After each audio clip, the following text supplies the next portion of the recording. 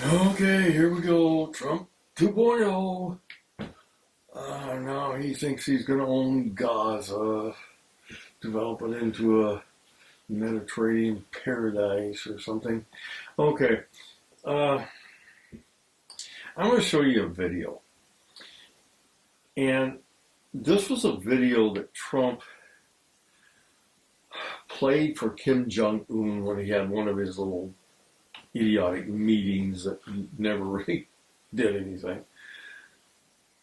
And it kind of says, oh gosh, you could be part of the world and, we could have, I don't know, hotels all over the place and beaches are wonderful places for everybody to go. And you can join the world and life would be good and you'd like everybody else. You wouldn't want to blow everybody up.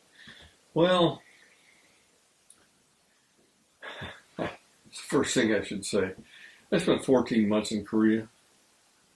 In the winter, it's 30 below zero. And in the summer, it's raining and hot. Not the best place for beaches. It's not going to be a holiday destination. It's just kind of a joke. He didn't go in the military, so he didn't spend any military time there. He did go over and walk across the border or some stupid thing with Kim Jong-un. But just go ahead and watch this video and you kind of see what I mean. It's just, he thinks everything can be solved with some stupid real estate deal or something. And of course it didn't work. Billion people inhabit planet Earth. Of those alive today, only a small number will leave a lasting impact. And only the very few will make decisions or take actions that renew their homeland and change the course of history. History may appear to repeat itself for generations. Cycles that never seem to end. There have been times of relative peace and times of great tension. While this cycle repeats, the light of prosperity and innovation has burned bright for most of the world. History is always evolving, and there comes a time when only a few are called upon to make a difference. But the question is, what difference will the few make? The past doesn't have to be the future. Out of the darkness can come the light, and the light of hope can burn bright.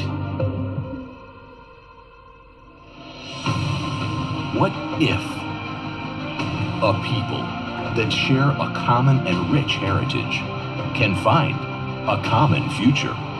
Their story is well known, but what will be their sequel?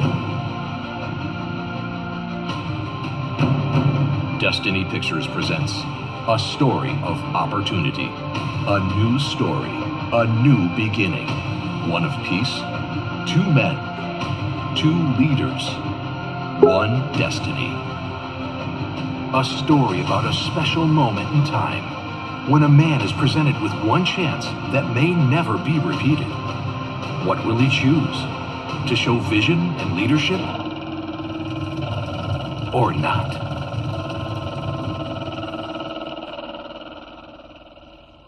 There can only be two results. One of moving back,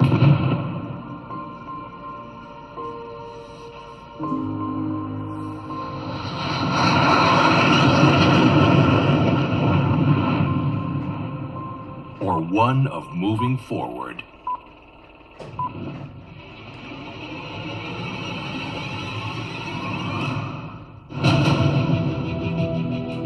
A new world can begin today.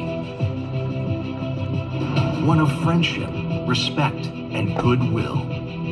Be part of that world, where the doors of opportunity are ready to be opened. Investment from around the world, where you can have medical breakthroughs, an abundance of resources, innovative technology, and new discoveries.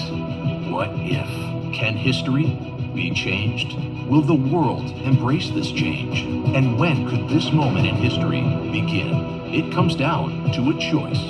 On this day, in this time, at this moment, the world will be watching, listening, anticipating, hoping. Will this leader choose to advance his country and be part of a new world? Be the hero of his people? Will he shake the hand of peace and enjoy prosperity like he has never seen? A great life or more isolation? Which path will be chosen? Featuring President Donald Trump and Chairman Kim Jong-un in a meeting to remake history, to shine in the sun. One moment, one choice. What if? The future. Okay, now he's got Netanyahu over here, and oh yeah, they're everybody's wonderful, and he's going to clean out that Gaza. What means clean out? What are you going to do? Just take all these people and shove them out in the Mediterranean or something? We'll get these other countries to take them, and no, they're not going to do that. He'll try to put tariffs on them or something like that and see if he can get something out of it. But the thing is, he says he's going to own it. I don't know, a colony. He's going to have a colony. Like take over the Panama Canal and make Canada the 51st state and buy Greenland. All this stuff, manifest destiny and all that crap that he thinks he's going to do. Well, none of this is going to work. He thinks he's going to make it a Mediterranean destination for tourists or something, on the beach and all this crap. It's not going to work. None of that stuff's going to work. People have tried to do all sorts of things with the Middle East forever. And he is not going to do it. He always kind of waves his little wand and says, the problem is fixed and no problem anymore. Everything's fine. And he walks off. Of course, the problem's still there. But anyway, he's doing this thing. And I'll show you the video of him talking up how he's going to make this, his possession of some kind, and how they're going to, raise all the buildings and then put up wonderful stuff for everybody or something. It's naive. It's just simply a salesman's dream, or probably his nightmare. But these guys are religious nuts. They're not going to want to have some sort of paradise on the Mediterranean. None of that stuff's going to happen. And I don't know how he thinks he's going to just make it into a colony that he controls or something. But anyway, watch this video, and at the end, that'll be the end. Okay. Thank you, Mr. President, Mr. Prime Minister. You are talking tonight about the United States taking over a sovereign territory. What authority would allow you to do that? Are you talking about a permanent occupation there, redevelopment? And Mr. Prime Minister, do you see this idea as a way to expand the boundaries of Israel and to have a longer peace, even though the Israeli people know how important that land is to you and your citizens, just as the space is inherited by the Palestinians as well? I do see a long-term ownership position, and I see it bringing great stability to that part of the Middle East and maybe the entire Middle East.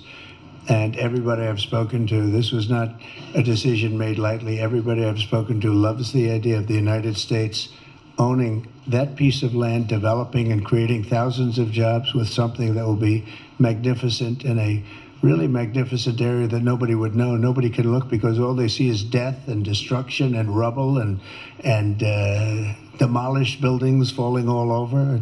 It's just a terrible sight. I've studied it. I've studied this very closely over a lot of months, and I've seen it from every different angle.